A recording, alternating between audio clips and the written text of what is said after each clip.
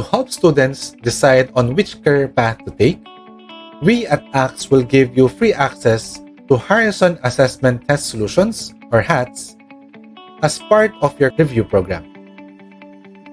HATS is an online test that students will take to determine the career path best suited for them based on their enjoyment. Don't worry, because the exam is just easy. You just have to be true to yourself. In the tests, you will be asked to rank lists of activities according to your own preference. This exam doesn't have a time limit, so do not feel any pressure. Just make sure that you will answer this exam in an environment that is free from distractions and where there is no one to influence your answers. Remember, the more thought you put into answering this exam, the more specific the results will be. The exam items may seem repetitive, but they are designed that way to ensure your answers are consistent. If you have any questions or concerns, you can message our official Facebook page, ACTS@CNIA, or email us at compassreview.acts@gmail.com, or PM us through the Viber number provided on the screen.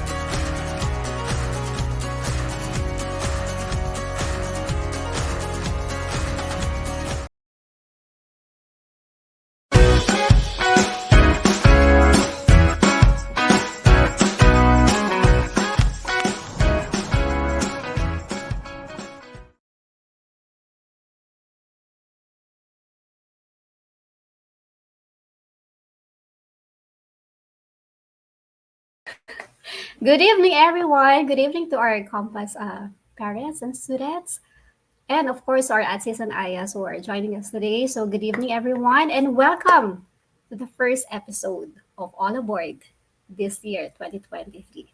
Okay. So, for this evening, we'll be discussing. By the way, I'm Atsi Pam, and I'll be joining you tonight.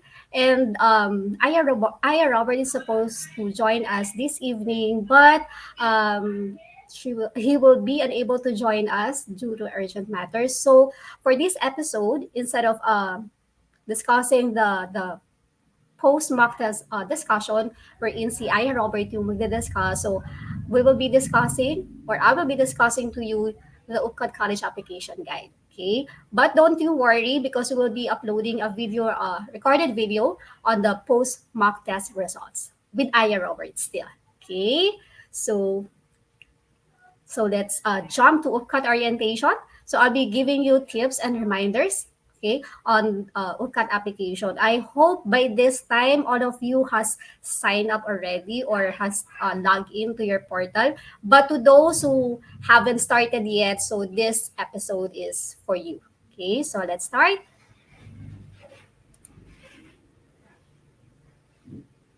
Okay. So feel free to jot down your questions on the comment section and we will attend to them as soon as we can. Okay. So here are the phases of the application for this year's UPCAT. Okay. So we have the pre-registration. Okay. And then the registration we're in for this year, since medyo napaaga, no? So June 3 and 4 yung ating UPCAT for this year. Usually nasa August pa sila. Okay. So for this year, sobrang aga. So they had split the application phases. So we have the phase 1 and then exam, and then the phase 2 of registration, and then the results pa. Okay. Okay, so let's have first the the application deadline. So application deadline is on April 15 for the phase 1 OD. Okay. Okay, and then application fee, of course, it's free, and those who are non-Filipino citizens are those lang na magpipay of 450 if you are residing in the country, and if you are residing outside the country, it's $50. Okay, so pre-registration, so all you have to do is to sign up. And we usually recommend or suggest to our students to use a non-institutionalized email address to sign up. So hindi yung mga email address na binibigay ni school. Why? So minsan hindi parang nabablock yung mga responses ni UP. So it's better to use your personal or the non-institutionalized email or yung mga Gmail accounts, no? So it's better to use that. Of course, use an active email. If you have various Gmail accounts or Google accounts, so make sure na yung gagamitin yung email is yung active, yung lagi nyo in-open din. Okay? So just log on to this site, upcat2024online.up.edu.ph for to those na hindi pa nagsa-sign up talaga. Okay? Okay, so registration phase 1 is actually to fill out lang yung form 1. So si form 1 ay personal data sheet lang, okay? Containing your basic information, high school information, and your program preferences and preferred campuses. So meron na rin, itatanong na rin sa inyo for this form 1 application yung mga preferred courses and preferences nyo. And later on, we'll be discussing na how would it affect your application to the university, to mga program preferences nyo and preferred campus. Okay? Okay, so another reminder for the Form 2A. So it is automatically sent to your school once you have entered your school and your school's email address. So the Form 2A should be accomplished by your school office. Okay? March to April din ito. So the Form 1 and then sa Form 2A, ito yung mga two forms na kailangan ma-accomplish nyo at saka ni school. Okay, so you have to let your school know na you're applying for UP. You can check or get updates then from them if ever na okay na yung Form 2A nyo. Okay. Okay, so program preferences. So dun sa Form 1, so I mentioned a while ago na sa Form 1, nyo i-indicate yung mga preferences no in terms of campus and in terms of program. So you have to rank your campus choices in order of your preferences. Kung saan nyo talaga gustong mag-aral na campus. Okay? So if your first choice is UP Manila, so UP Manila dapat yung ilalagay nyo and not UP Diliman. Kasi diba normally nasa isip yung iba na okay, UP Diliman muna and then UP Manila. Kasi si UP Diliman mas mataas and then si UP Manila parang next campus lang siya after ni UP Diliman. Pero sa UP Manila mo talaga gustong mag-aral. So you have to rank them based on your preferred preferences lang because it would affect your qualification. Kasi what if yung first choice mo UP Diliman and doon ka nag-qualify, yun yung binigay sa iyo. Pero mas gusto mo pala yung UP Manila. So just rank them based on your preferences. Okay? And then with regard to the courses, ganun din. So rank your courses in order of your preferences. And it's best to put your 4 chosen. So if hindi talaga, so at least two program preferences sana yung ilalagay natin. And then kung hindi na talaga applicable si third choice at saka si fourth choice, so you can just indicate none. But ako personally or Aya Robert would advise or suggest to you na i-maximize nyo talaga yung 4 program preferences na options nyo. Why? Later on, you will find out. Okay?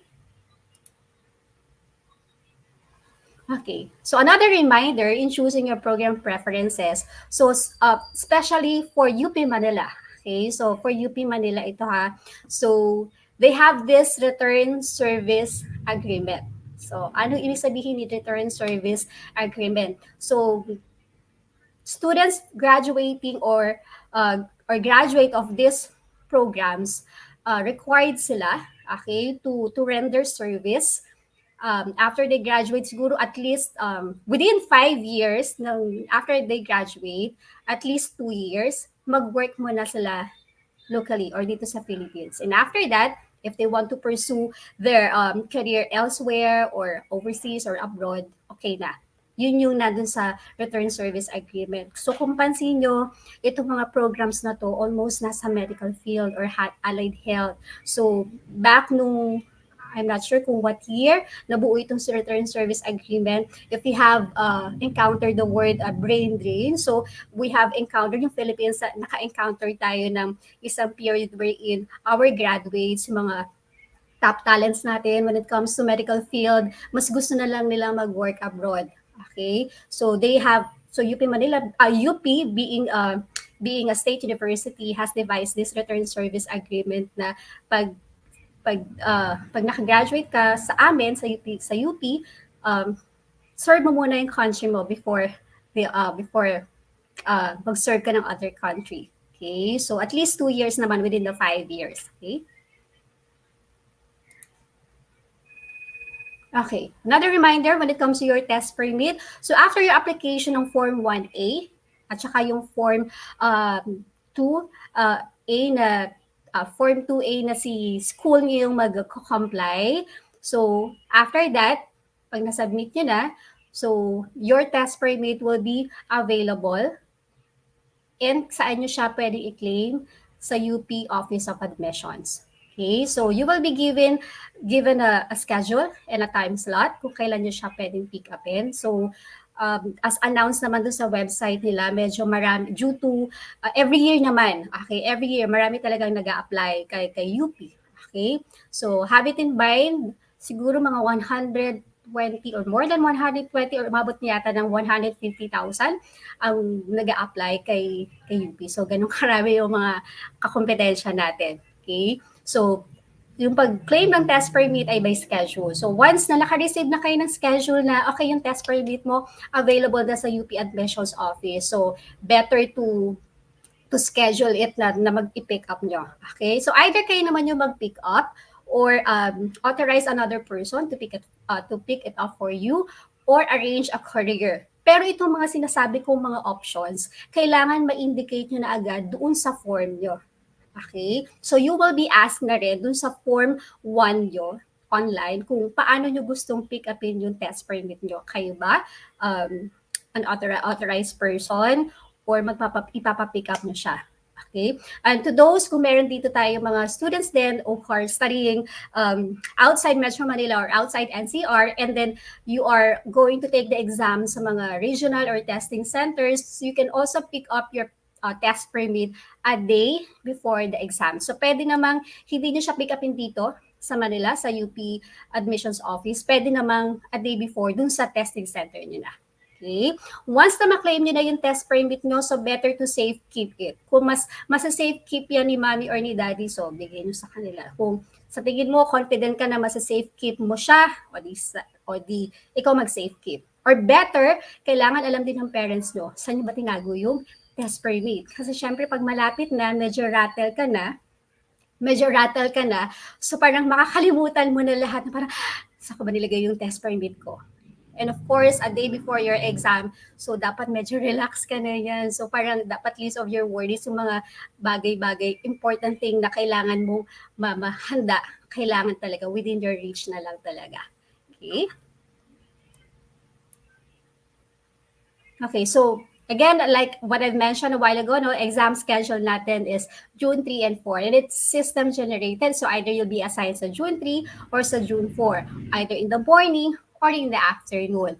Okay, so kung ano yung na-experience nyo sa amin, no, to those na especially to those na nag-onsite or face-to-face exam. So ganun yung feel ng malapit-lapit na. Ganun yung feel ng application nyo, na maglalast talaga siya ng more than 4 hours. So, you will be asked to be there in the testing site ng 6:30 kapag morning schedule na kayo. And then, 12 noon naman pag afternoon kayo. And expect talaga na 5 hours talaga siya. Okay?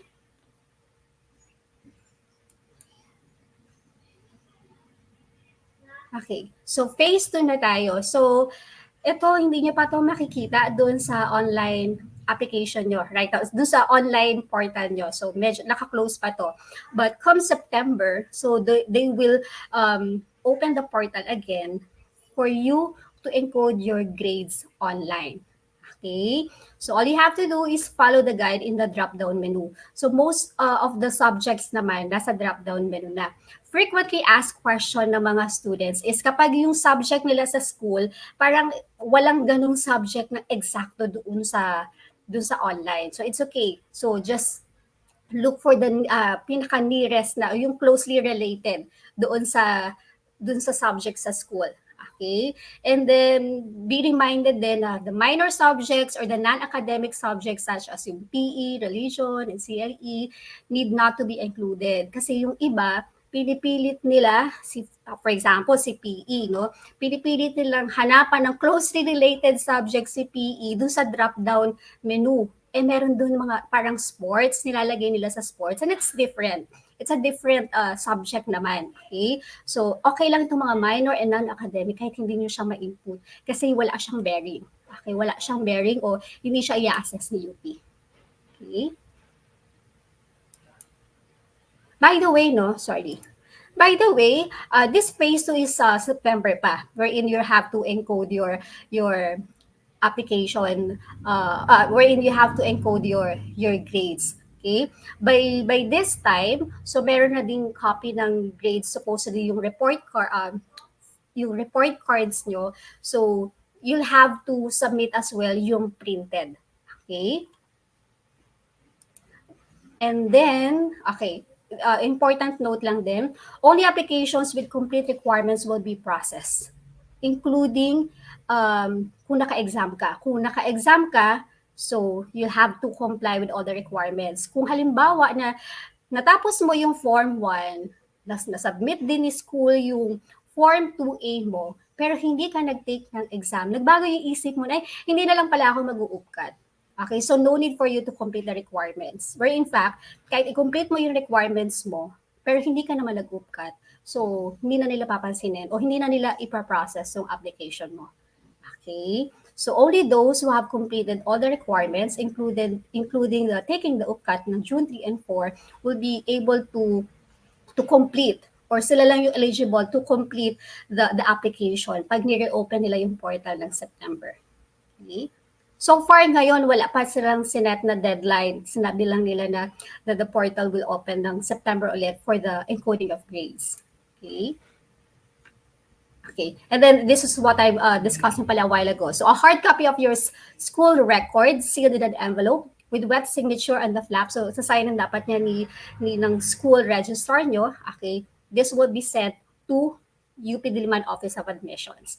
Okay? So, on your part naman, so dahil si school dapat yung magsasubmit nito, so on your part naman, you can check on them if nasubmit na ba nila yung printed or hard copy of your school records. Okay? And then after the successful submission of this, makikita nyo dun sa portal nyo. But siguro mga wait kayo na mga like weeks or even months, nung mga few years back or during this pandemic. So medyo natatagalan din sila mag-process and mag-update ng status dun sa portal nyo. But nevertheless, kung nasubmit naman talaga yan, so after a month or two, makikita nyo dun sa dashboard nyo na receive na nila or complete na yung requirements. So meaning to say, na-acknowledge na nila or na-tag na nila na completed yung requirements mo. Okay?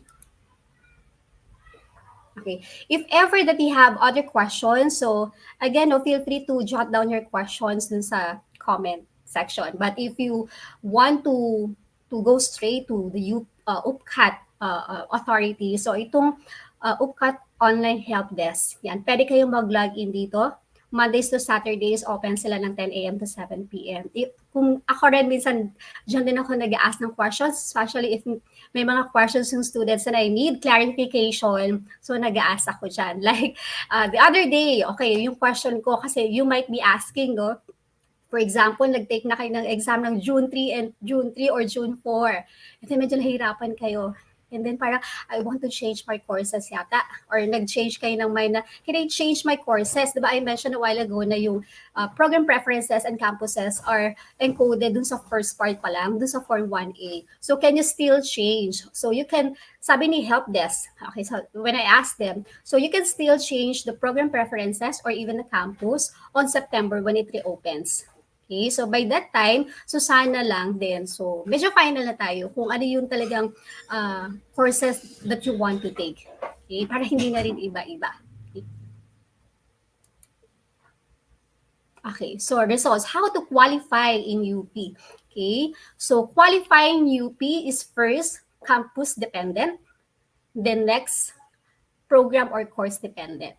Okay, so you have to qualify first on your preferred campus. So UP has this way of combine or has this formula wherein they combine the UPCAT results and your high school grades to come up with what they call UPG or University Predictive Grade or the UPG. So ito yung medyo sikat sa mga upper nyo, UPG. Okay, so ito yung cut-off grade. Ito yung every campus ng UP may certain cut-off grade, merong certain grade or UPG na ino-observe nila.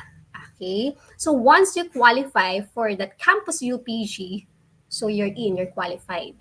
So see, hindi pa nila tiningnan yung program preferences nyo ha. Ang tiningnan pa lang nila, your UPG, and then what's your first campus choice. For example, let's say UP Manila. O sige, UP Diliman Manila. So UP Diliman. Okay, tas UPG mo. Okay. Hindi niya na-reach yung UPG ni UP Diliman. Okay, down na yung first choice mo. So let's check on this applicant's second preferred campus. UP Manila. Okay, UP Manila, ito yung UPG. And then ito yung UPG nyo, applicant. Oops, pasok siya. Okay, so UP Manila natin siya i-assign.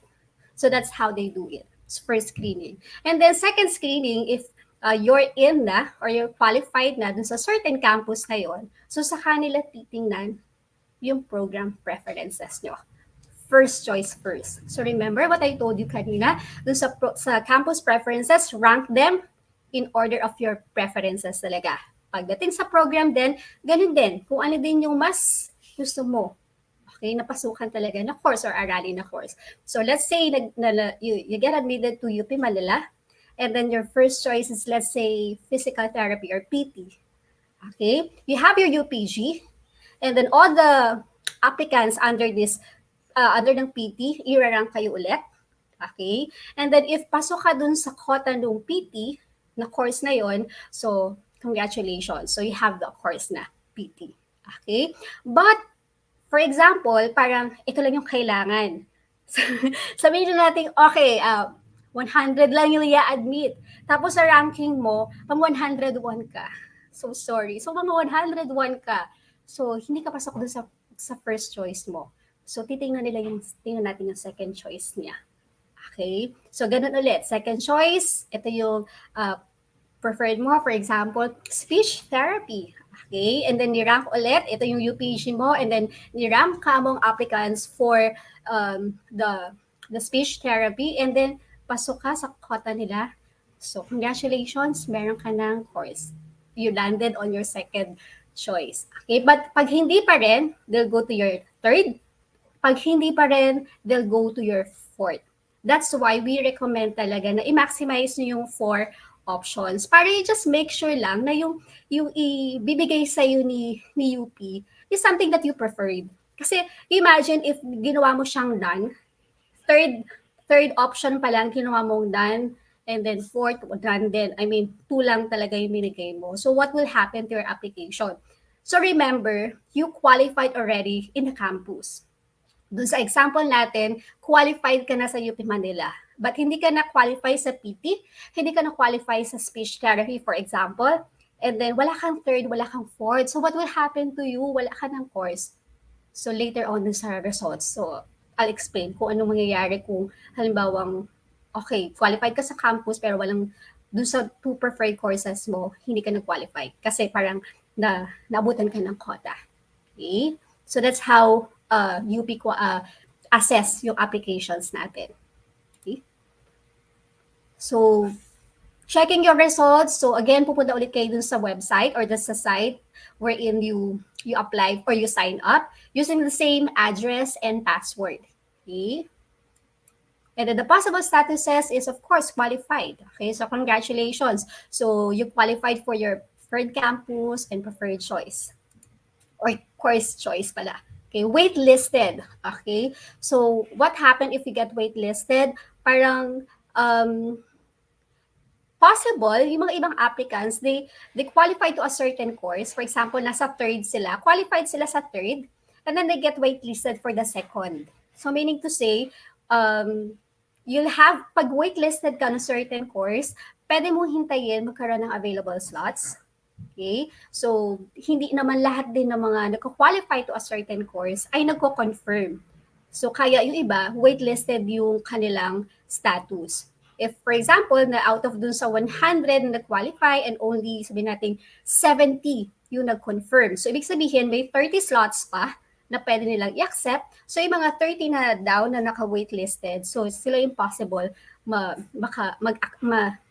maka-occupy ng slots na yon. Okay? So, what to do if ever na you get waitlisted? Wait for the announcement dito rin sa portals ng UPCAT if ever na nag-open na sila ng available slots for your preferred, for your course na kung saan ka na waitlist na course. Okay? Next, qualified in a degree program with available slots. So, ito yung possible na mangyari if ever na. Balikan natin yung example natin, no? So, i-qualified in UP Manila.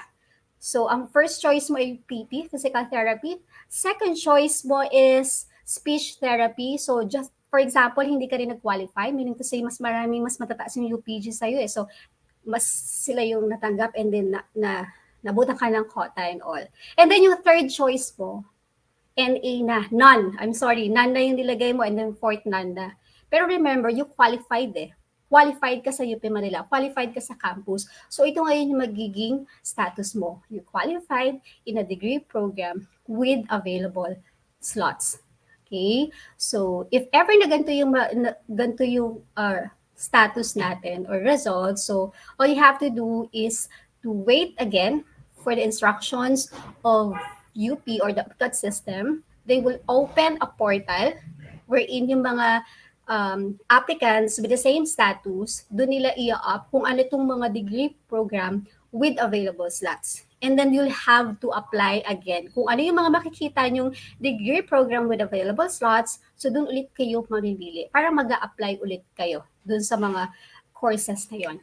Okay, so it's a different portal, but kumaga the same password, the same username and password naman. Okay? So kaya it's important din na you maximize yung 4 options natin o yung program preferences talaga. Okay? Not qualified. Okay, of course, ito yung result na ayaw nating marinig, makita dun sa email, no? Anong gagawin na next? Is it the end of your UP dream? Actually, there's still hope. Okay, if you're not qualified o ito yung status natin no, not qualified, first, you can make an appeal. Okay?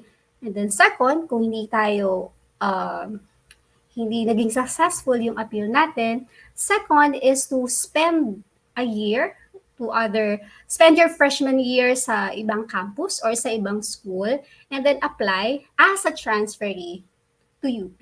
If you really want to go to UP and finish your a course sa UP. So that's the second option. Okay.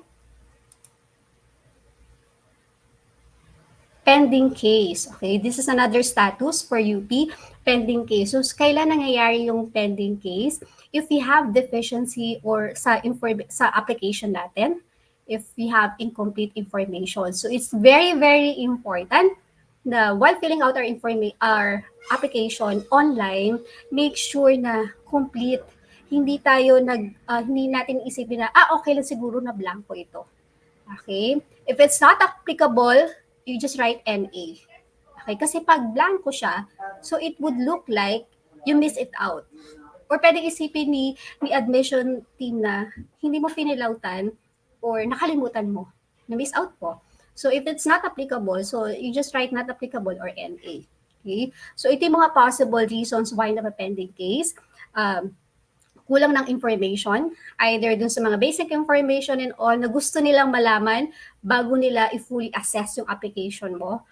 And second, minsan grades din. Lacking, merong mga areas or fields na wala ka na input na grades. Okay? So, yun yung isa pang possible reason. Okay?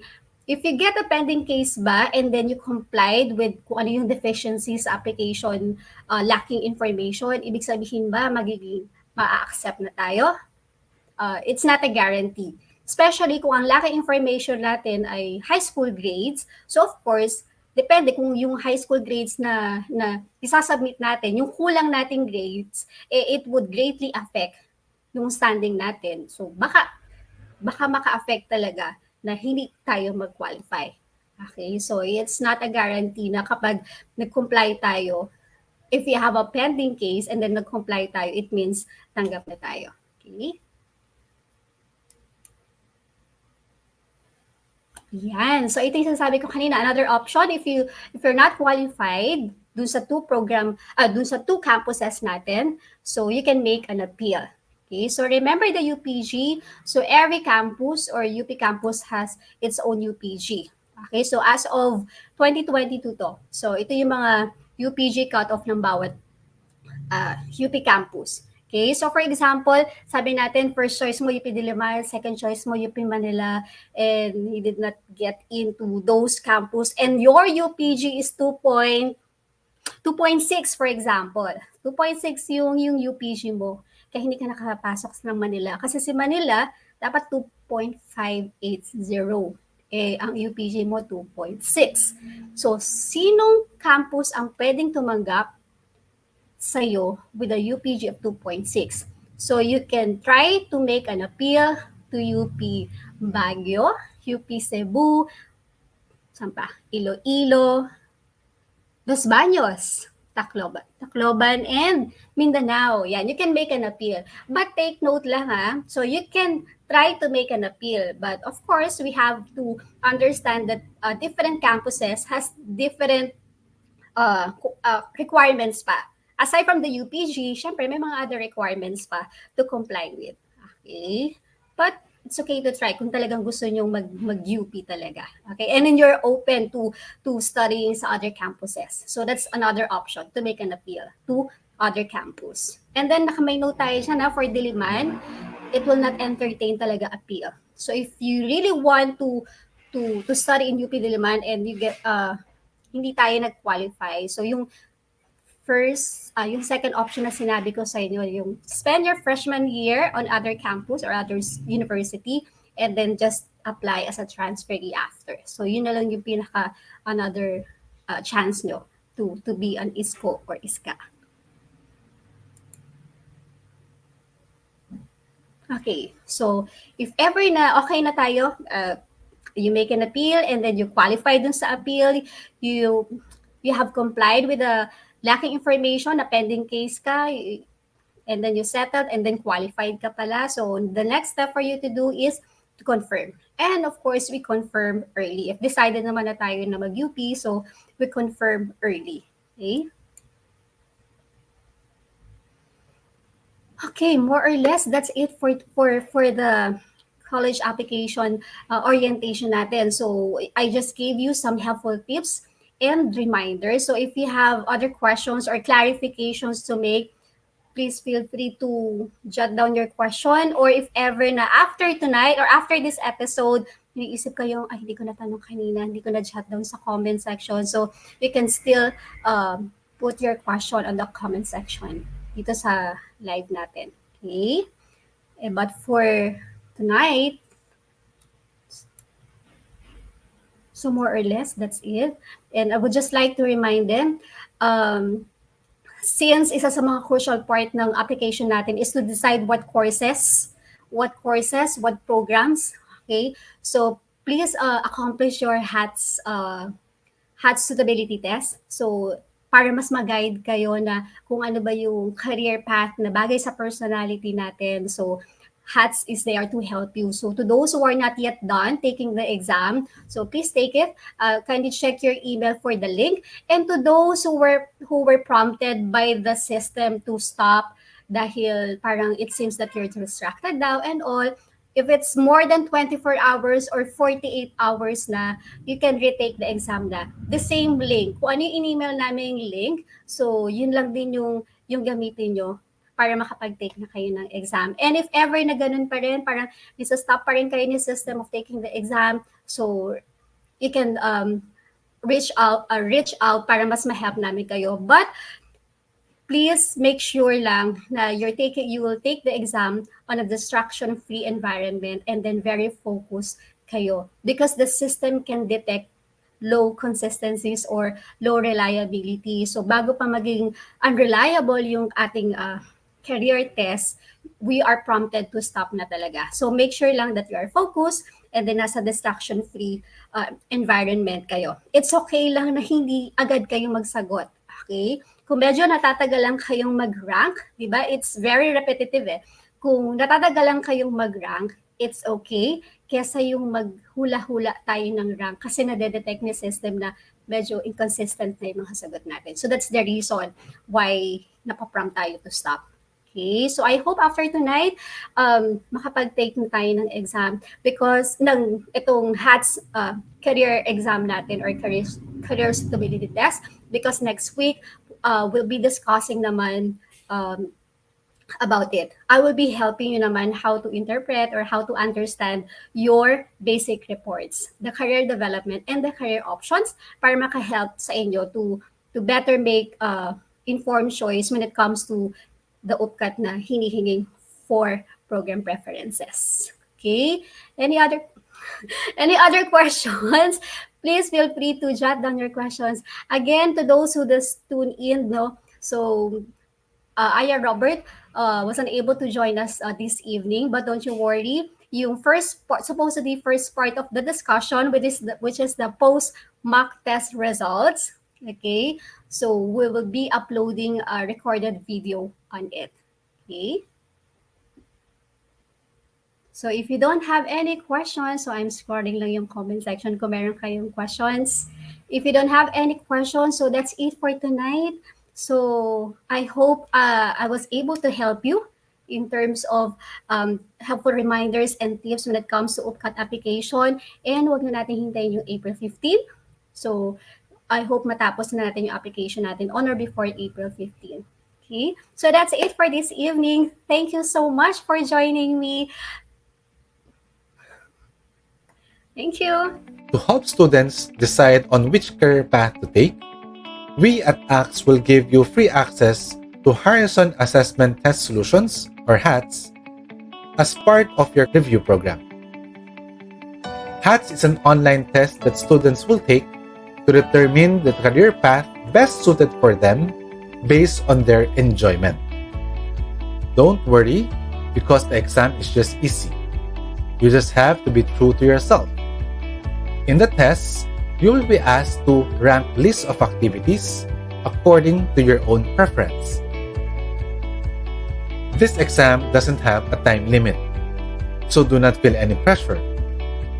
Just make sure that you will answer this exam in an environment that is free from distractions and where there is no one to influence your answers.